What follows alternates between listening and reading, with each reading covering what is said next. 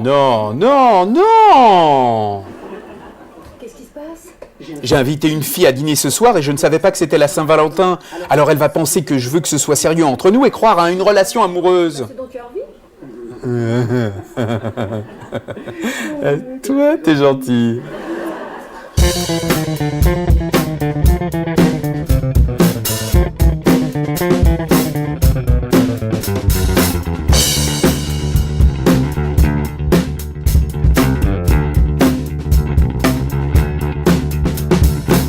J'ai doublé Matt LeBlanc sur les 2 dernières saisons de Friends et sur les 2 saisons de Joey. J'ai doublé, je double encore Enrique Murciano sur toutes les saisons de FBI Porté Disparu. On en est à la 7e saison. J'ai même doublé Will Smith. Ouais. À chaque fois sur des films qui sortent dans 2 salles et qui font 15 jours d'exploitation.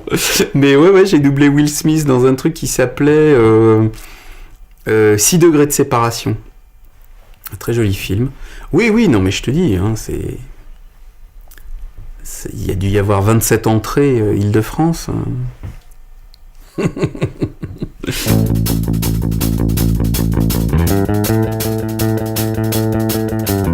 Mon métier, contrairement à ce qu'on dit, et ce que j'ai entendu encore très très récemment, n'est pas doubleur, ma chère. Parce que doubleur, ce sont les gens qui nous emploient. Moi, je suis comédien. Et les gens qui font du doublage sont des comédiens. Alors on peut dire comédien de doublage, parce que c'est une spécialisation, et qui demande une technique particulière, mais comme on peut dire un comédien de théâtre, ou tu vois, un acteur de cinéma, mais on n'est pas doubleur. Doubleur, c'est les gens qui ont des boîtes de doublage. Voilà.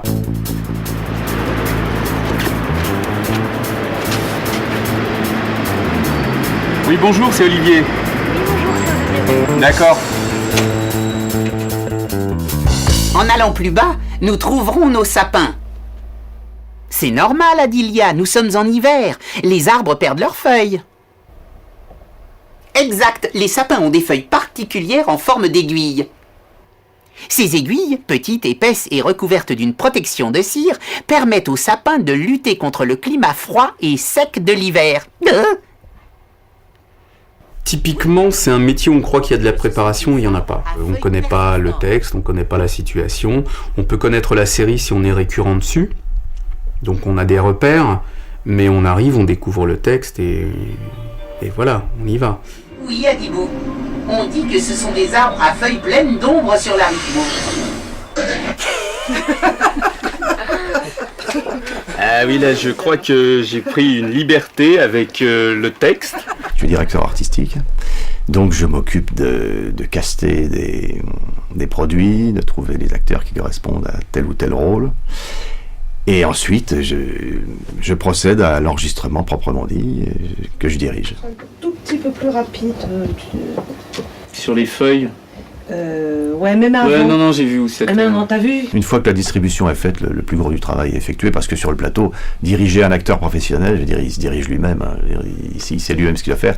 Donc on peut là influer un peu sur le jeu par rapport à l'acteur américain, le guider un peu, lui dire c'est un peu plus comme ça, regarde là, il est un peu plus ému, il est un peu plus en colère que tu ne l'as fait, des petites retouches comme ça. La météo annonce une tempête.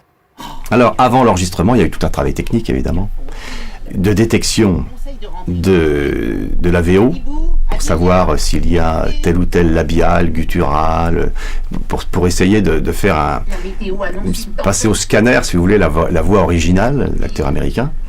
Et ensuite, le détecteur donc écrit sur la bande, sur une pré-bande rythmo, toutes les labiales qu'il a détectées, alors il y a tout un signe, toute une graphologie à ce niveau-là. Et ensuite, le dialoguiste intervient en tenant compte donc du premier chemin que lui a tracé le détecteur. C'est dans la boîte alors. Une boucle. Les comédiens ne sont pas forcément tous disponibles, donc vous pouvez enregistrer une scène d'amour passionnée entre Roméo et Juliette, et puis il y a que Roméo qui est là ce jour-là, et puis Juliette, elle se fera une semaine après, donc elle entendra Roméo lui parler dans les écouteurs, et puis elle sera obligée de jouer la scène, mais toute seule aussi. Ça arrive fréquemment. les aiguilles peuvent rester sur le sapin pendant plusieurs années. Puis elles tombent de vieillesse, mais pas toutes en même temps. Celles qui tombent sont remplacées par d'autres qui tomberont quelques années plus tard, un peu comme vos cheveux.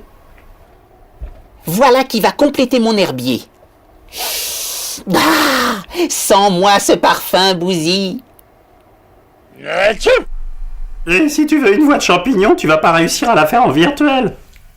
T'as beau avoir Pro Tools ou n'importe quoi, tu vois, puis c'est beaucoup plus économique. Ça, il va falloir un quart d'heure, 20 minutes, 30 minutes, voire plus pour réussir à le refaire artificiellement. Ce sera un peu foireux parce que ça se sent toujours quand c'est truqué, parce que quand même, alors que ça, tu le fais en plateau, hop, c'est fait, c'est dans la boîte et on n'en parle plus, tu vois. J'ai été doué, mais j'ai mis au moins 3 ans à acquérir vraiment toutes les données techniques. Et la différence, la technique, c'est comme dans toute discipline artistique. La technique, c'est 98% du taf, mais le talent, c'est les 2% que tu vois. C'est ces 2%-là que tu vois. Voilà. C'est-à-dire, la différence entre un pianiste et un virtuose, c'est ces 2%. Elle était assise là, et soudain elle avait disparu. Vous connaissez quelqu'un qui aurait pu vouloir lui nuire ? Non. Quelqu'un vous a interrogé à propos des Buckman ? Il n'y a personne qui vous a suivi, qui vous a surveillé ? Non, non. Est-ce que vous avez parlé à quelqu'un des Buckman ? À votre petite amie ? Ma vie entière est... Ma voix, c'est mon outil de travail, c'est ma petite entreprise, ouais. Et elle ne connaît pas la crise, Dieu merci. Pour le moment. Je me souviens plus. Je crois que c'est Philippe Léotard. On m'avait raconté ça, ou je sais plus quel comédien qui arrivait au théâtre avant de jouer le soir, puis il faisait glaviotait un bon coup, puis il disait bon, ça y est, l'outil est opérationnel. Bah c'est un peu ça. Non, le plan Céline Dion chuchote qui parle à personne une semaine avant, c'est de la connerie de base, c'est n'importe quoi. Une voix, ça peut tenir des centaines de milliards de lignes. C'est de la connerie absolue. Les gens qui flippent sur leur voix sont des gens qui ont des problèmes de voix. Voilà. C'est tout. Quand t'as peur de monter dans une voiture, d'être au volant d'une voiture, c'est que t'as pas confiance en toi. Non, mais normalement, une voix, ça tient le coup. C'est extrêmement résistant. Et puis de toute façon, quand tu travailles, moi je suis de l'école de faire comme dans la vie. C'est-à-dire que si tu dois crier, tu cries. Voilà. Moi je vois des gens... Alors le pire, c'est les gens qui chantent et qui font du doublage. Ils arrivent... Bon alors là tu cries. Tu vois, non, quand tu cries, tu cries. Alors, canon, pas canon... Canon! Je vous demande pardon? Je disais que je vous trouvais canon. Et je suis un peu gêné. Je croyais que vous m'aviez salué. Ouais, j'aurais mieux fait. Je vais essayer. Salut, je m'appelle Joey. Et moi, Haley. Oh, écoutez, c'est rare qu'il m'arrive d'inviter des femmes comme ça dans un café, seulement là... Un contrat d'exclus, ça se négocie, quoi. C'est clair. Non, il n'y a pas ça. En revanche, ce qu'il peut y avoir, c'est ce qu'on appelle un gré à gré. C'est-à-dire que, au lieu d'être payé au tarif lignage, c'est-à-dire avoir grosso modo un salaire proportionnel au nombre de lignes démoulées, on peut avoir un gré à gré, c'est-à-dire une négociation entre le comédien et puis le client qui va lui donner plus. Alors ça peut être lignage plus 25%, lignage plus 40%, ou alors une somme, voilà. Par exemple, comment il s'appelle, Jean-Luc Kayser, qui fait Woody Allen, lui a négocié une somme fixe par doublage. Bon, qui est évidemment supérieure au lignage, sinon... Je vois pas trop l'intérêt. Ah non, je voudrais le lignage, mais moins 30%. Hein. Donc plus cher. Parce que, bon, bah, on est habitué. C'est vrai que moi, je trouve que ce qu'il fait colle vachement bien. Et Mais bon, après, tous les cas de figure sont dans la nature. Hein. Moi, j'ai jamais été en situation de négocier un gré à gré, par exemple. Sauf peut-être sur Matt Leblanc, si ça se produisait. Si on voulait ma voix sur Matt Leblanc, sur un 35, je pense que je demanderais un gré à gré.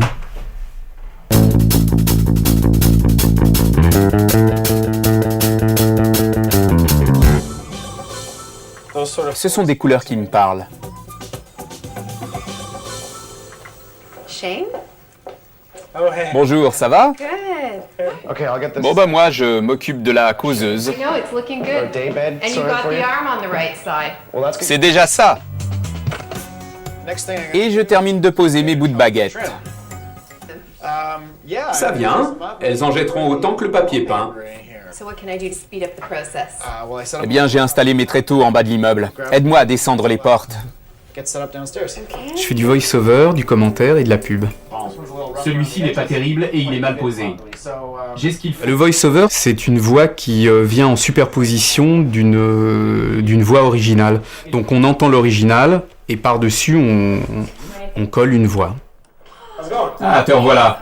Notre travail consiste à remélanger cette voix ou ces voix avec les éléments sonores que nous avons. Donc ça peut être une musique, des interviews. Et donc on harmonise tout cet ensemble de voix pour en faire une version française, voilà, qu'elle soit commentaire ou qu'elle soit voice-over. La voice-over n'est pas une voix de précision, on n'enregistre pas comme en doublage, par exemple pour un film. Là, il n'y a pas de post-synchro, hein, c'est pas du labial, c'est de l'enregistrement off. Donc la synchro n'est pas importante, ce n'est pas du tout le même style de travail. Boiling up my wood. Oui, j'y applique de l'huile de tongue. De l'huile de tongue. Comment on dit ce truc-là? C'est fini, un coup de peinture et j'installe les portes. À la boîte. J'ai longtemps fait la campagne pour les restos Quick, de Quickos, le petit personnage. Il y avait les cheveux en forme de frites. Il parlait comme ça, Quickos. Salut tous, c'est Quickos. C'était une belle tranche de vie. Mais bon, ça a duré 3 ans, 4 ans. Autrement, donc, j'en fais des ponctuels. J'ai fait la campagne au champ, là, en décembre, novembre-décembre.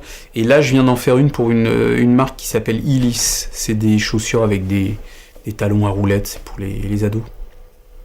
Doublage voice-over, moi, je travaille peut-être avec 7-8 boîtes. Tu vois, qui vont faire 70% de mon boulot, quoi. Mais c'est très bizarre. C'est un roulement. C'est très curieux. Tu vas travailler à mort pour une boîte pendant 2-3 mois. Ils vont plus t'appeler pendant 6 mois. Tu te dis, oh, putain, comment je vais faire? Et d'un seul coup, il y en a une qui t'appelait pas depuis 4 mois ou 6 mois ou 1 an, qui t'appelle à mort pendant 2 mois ou 3 mois. Et c'est un roulement comme ça. C'est jamais tous en même temps. Et aussi, c'est jamais, ils t'oublient jamais tous en même temps. Parce que le secret du truc, c'est, à mon sens, c'est vraiment de travailler avec le plus de monde différent possible. Accordez-moi une seconde pour faire un saut aux toilettes. Non, Léonard déteste attendre. Mais je suis pratiquement au bord de l'explosion. Joey, vous êtes là? On s'y met, allez vite. Non, attendez, il faut que je... On s'y met tout de suite, rapide. Oui, d'accord, on y va. Prêt? Mais qu'est-ce que tu fais encore ici? Ça, vous le savez, vous. Oh, tu n'es qu'une espèce d'ordure. C'est vous qui m'avez fait comme je suis. Croyez-moi. Si je veux, je peux partir tout de suite. Alors, va-t'en, dégage. Non, je regrette. Je m'en vais si je veux, mais là, je reste. Oh, excellent, coupé. Le doublage, c'est un métier fabuleux. C'est un métier fabuleux parce que si tant est que tu t'accommodes d'être dans l'ombre, tu peux vraiment prendre ton pied.